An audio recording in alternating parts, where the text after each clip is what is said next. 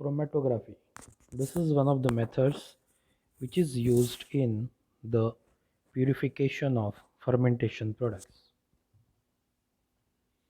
So it is used to isolate and purify relatively low concentrations of metabolic products, and therefore it is one of the sensitive techniques which is used for the extraction and purification of fermentation products from the mixture of compounds. There are several forms of chromatography. For example, liquid chromatography. Liquid chromatography, it uses liquids for the separation of different solutes when it passes through columns. This is a different form of chromatography which is industrially used for the purification of fermentation products in large volumes. It is called as column chromatography. Use of columns and extra material which is used in the columns, it makes it possible to extract and purify the fermentation product in large quantities or on the industrial scale. Depending on the mechanism by which the solutes may be differentially held in the column, that means the way these solutes interact with the molecules which are present in the column or the column material. So that interaction, depending on that interaction, the techniques can be grouped as follows.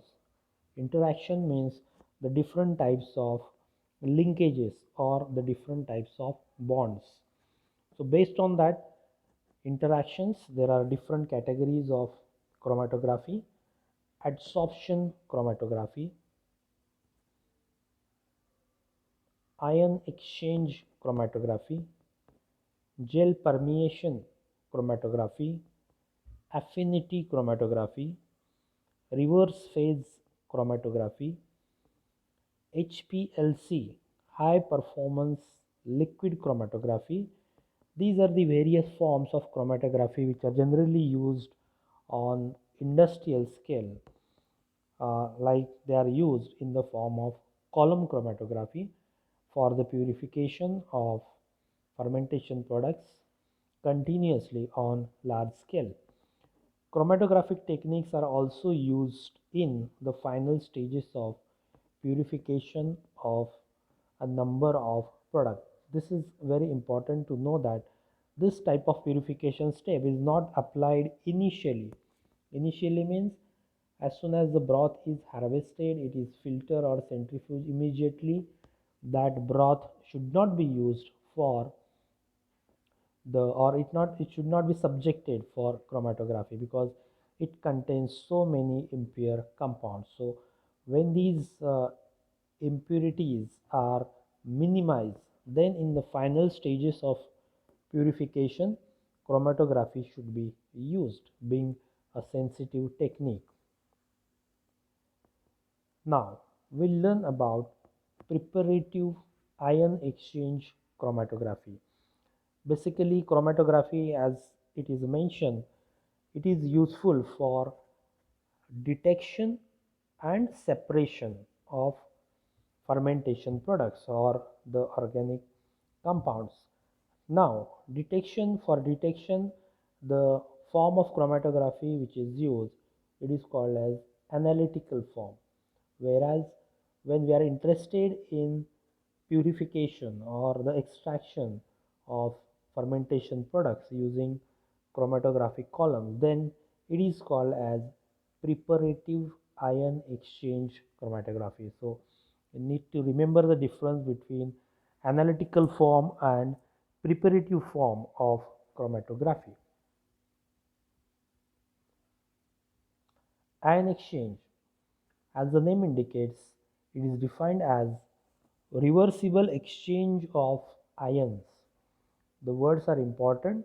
Reversible, it is not permanent bonding, it is not permanent interaction, it is reversible exchange of anions, means there is attachment and there is displacement between the liquid phase and a solid phase.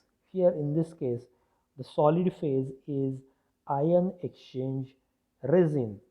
So this is the material that makes the column, and the liquid phase is flowing through this column. So this liquid phase, it carries ions, and this solid phase, it also has ions. So there is exchange of ions between the liquid phase and solid phase. That is the basic principle of ion exchange chromatography. Now, as we know that there are two types of ions, anions and cations. So based on that, of course, the column material, in this case, it is called as resin material that makes the column. So this resin is of two types: cation ion exchange resins and anionic exchange resins. Cationic ion exchangers and anionic ion exchangers.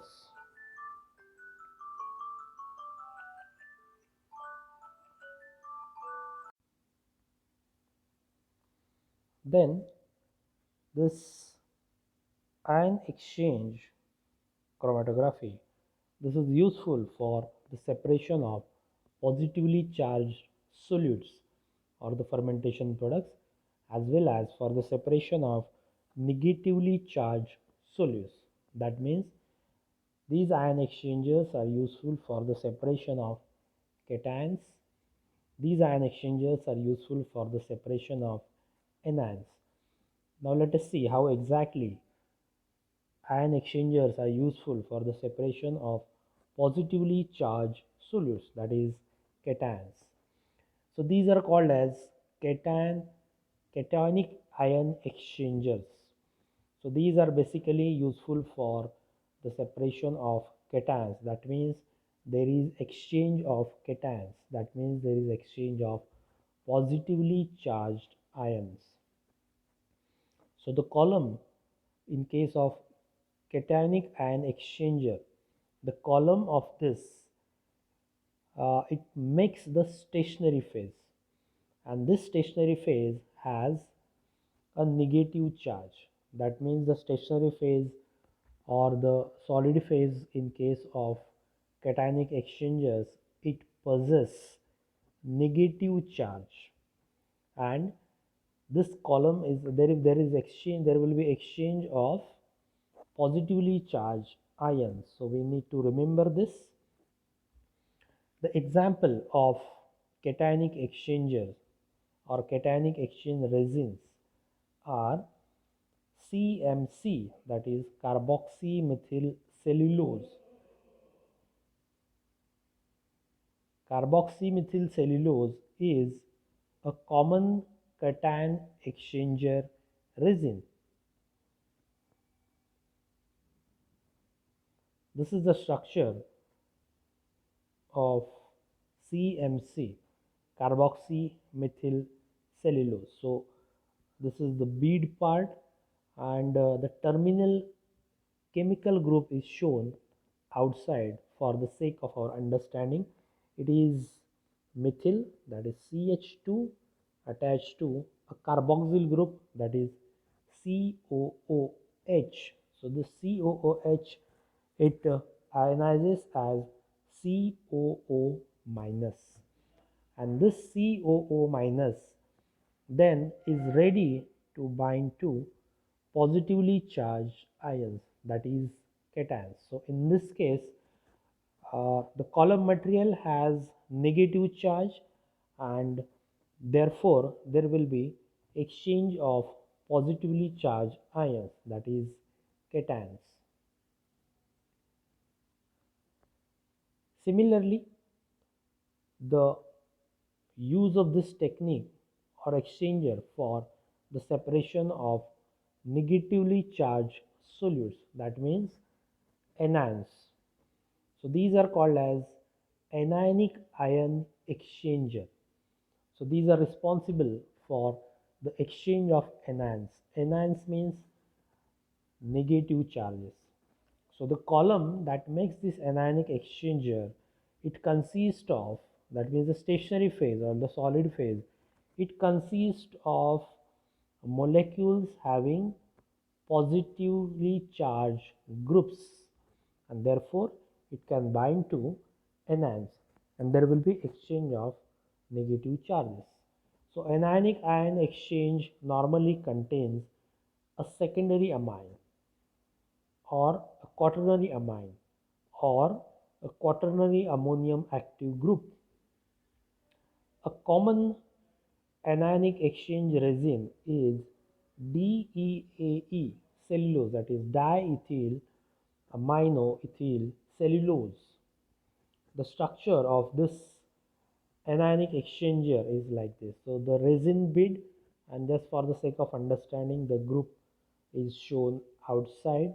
It is methyl group CH2 CH2 NH, which is bound to two methyl groups CH2 CH2, and again two methyl groups, that is CH2 CH2, and this is how this N becomes N plus. So this possesses positive charge and it can interact with the negative charges. So there will be exchange of anions.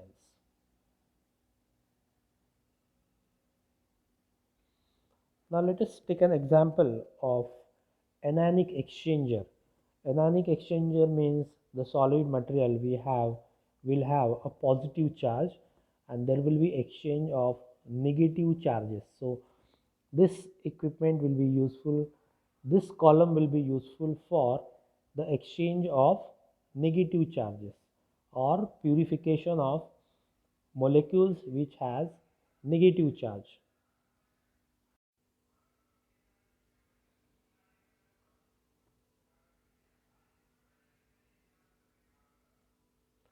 Say for example, this is DEAE column which is enlarged here, and as mentioned in the previous slide, this DEAE column, it will have the resin material, and that resin material will have these chemical groups, that is CH2 CH2, then two chains of a couple of CH2 groups, again a couple of CH2 groups, and which is attached to NH. This is how this nitrogen will have a positive charge. So this is how it is enlarged. Suppose this is the column, and the first step in this is called as equilibration. Equilibration, that means all the sides, all the ionic sides are first equilibrated. So this is the resin material which is shown in blue color circles, and which has positive charges. So there will be number of all these resins which will have positive charge. So for the sake of understanding, I have only shown 6 such resin materials having 4 charges each. So in this step, there is addition of dilute HCl solution. Now what is this HCl? HCl, it ionizes as H plus Cl minus. So here I have just shown the addition of Cl minus, that means the anions. This is the step of equilibration. So as a result of addition of HCl, that means the addition of anions Cl minus. So these Cl minus ions, when added to this column, obviously due to opposite charges, the positive charges will be bound by negative charges like this. So Cl minus, it will bind to the positive charges which are present in the resin material in the column. Remaining chloride ions will pass out. So this is how all the places in DEAE column, all the positive places in the DE column will be bound by negative charges.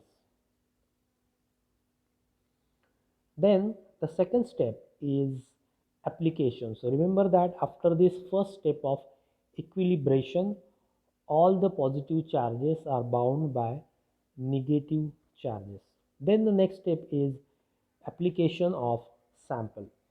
Suppose this is the sample which is shown in red color and having a negative charge. That means this is the solute which is to be purified, okay, which is to be purified using this anionic exchanger. So this solute will have a negative charge. It is ionic compound. So when we add this sample to this column, what will happen that this negative charges will displace the previously bound chloride ions. So negative charge on the solute, it will displace the negative charge which is present on Cl minus. So this is how, as a result of this addition of the solutes, negatively charged solutes or the fermentation products in the column, all the negative charges will be displaced by this fermentation compound, leaving all the chloride ions free. So you can see the chloride ions are displaced, and these chloride ions will be washed off from this column. That means they will be released out of the column like this. So this will be the situation. Now chloride ions are free, and the solutes are bound to the positive charges.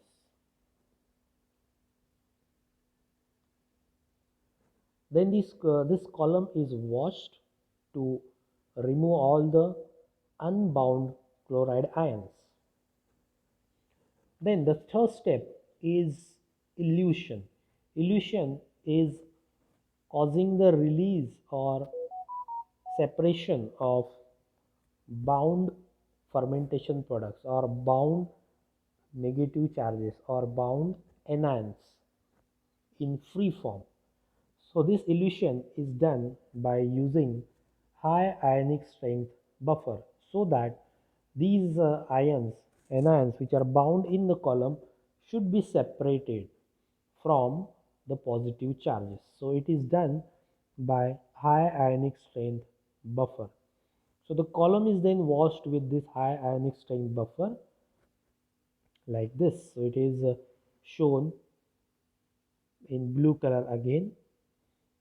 So when it is added, you'll find that again now the same step will be repeated, that these negative charges will now displace the negatively charged solutes which were previously bound into the column. So this is how it will cause the release of solutes, and these solutes will be out of the column like this. Now the solutes are out in pure form like this. This is how the solutes are separated in pure form. So there is use of these different ionic strength buffers for the separation of different compounds from mixture. So this is how the ion exchange chromatography, that is preparative ion exchange chromatography, works. Now let us take an example of practical removal of streptomycin. Streptomycin can be converted into ionic form. Remember that ion exchange chromatography can be only used for the separation compounds which has some net charge. Streptomycin belongs to that category of compounds. So streptomycin, it can be harvested from the filtrate, a partially purified fraction, using ion exchange chromatography. So in the recovery of streptomycin, the harvested filtrate is fed onto the column of weak acid cationic resin such as amberlite IRC50, which is in the sodium form. The streptomycin is adsorbed onto the column and the sodium ions are displaced. Now exactly what reactions occur, let us see. So we can see here that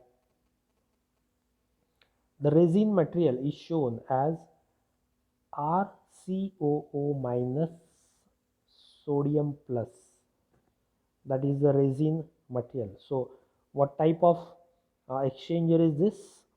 There is exchange of positive charges, that means it will be called as a cation exchanger, because streptomycin gets converted from streptomycin 0 to streptomycin plus, means it can get converted from streptomycin 0 to cationic streptomycin, and therefore it can be purified with the help of cation exchange resin. So cation exchange resin will have negative charges, that is COO minus.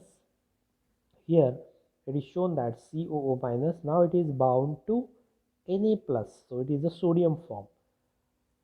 So when the mixture is added to this column, that means resin plus streptomycin, what will happen? Now this Na plus will be replaced by streptomycin plus, and therefore it will become RCOO minus streptomycin plus, and there will be a release of sodium ions and it will be released out in the form of NaOH. So now you can see that streptomycin is held in the column. Now it is present in the column and the sodium ions are displaced. The next step is the resin bed is then rinsed with water. It is then rinsed with water so that all the sodium ions will be washed off. Then the next step will be elution. So this resin bed will be then eluted with dilute hydrochloric acid to release the unbound streptomycin, and the reaction is like this. So RCOO dash streptomycin plus, which is held in the column, plus there is addition of HCl. So HCl, it ionizes as H plus plus Cl minus. Now as a result of addition of HCl, what happens is this: there will be formation of RCOOH, that is resin. So here in this case streptomycin will be replaced by H plus ions and streptomycin will be released out in the form of streptomycin chloride, that is streptomycin plus Cl minus. This is the free form of streptomycin. Now it is unbound. It is freely flowing through the column. That is called as elution. After this, after the separation or purification of streptomycin in the form of streptomycin chloride, the next step is the regeneration of the column. That means we want the column back in the form of this RCOO minus Na plus. This is the original form, regenerated form of column. So how it will be converted or regenerated in the form of RCOO minus Na plus? Through the addition of dilute solution of NaOH. So to the column, that is RCOO column, there will be addition of NaOH. So Na, it ionizes as Na plus plus OH minus. So addition of this, what we are adding here is Na plus. Na plus ions are being added and OH minus ions are being added. So addition of NaOH will result into this reaction. So RCOOH that is the resin plus NaOH, it will be converted in the form of RCOO minus Na plus. Here we can see that the H plus ions are replaced with Na plus ions with formation of H2O. So this is how the column material is regenerated in the form of RCOO minus Na plus, and which is ready to receive the fresh solution of streptomycin. This is the resin material that you can see here, the small circular balls like this. This is the resin material.